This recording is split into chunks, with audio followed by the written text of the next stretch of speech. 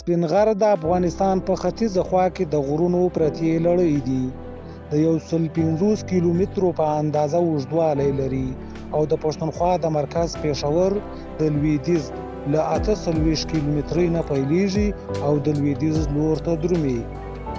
دا غر د هېواد په ختیځ ولایت ننګرهار کې ډېر مشهوره دی چې تل یې سر په واورو پټ وي. په اوستا کې د دې غره نوم د سپیتا ګوناګري په بڼه راغلی دی. سپینتا سپین ته وایي، ګنا بڼې ته وایي او ګیري غره ته وایي، یعنی سپین رنګی غر. د سپین غر لوړه څوکه یا بزرګه څوکه سیکارام نومیږي چې د سمندر له کچې 4955 متره لوړه ده. دا څوکه تل په واورو پټه وي او د خوږیاڼو، شیرزاد، اسارک، پیچراګام، چپرهار، رویدات، د شینوارو هسکمینه، کوټ، اچین، د سپین غر ولسوالۍ، د نیازیانو او د دور بابا ولسوالۍ او د پکتیا ولایت د اریوبو ځاځي هم د همدغه غره په لمنو کې پرتې دي.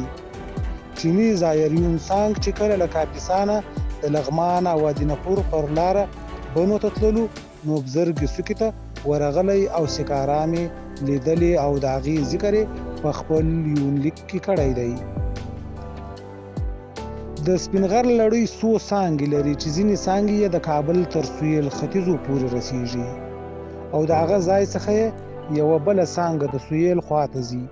د غرونو دا لړۍ لومړی د جلال آباد حوزه د کورمي او غرنۍ برخه کې د لوګر سیند د کورمي له سیند نه جلا کوي او همدا ډول د کابل د سیند په ذریعه د هندوکش د سهیلي لړیو غرو نه جلا کیږي.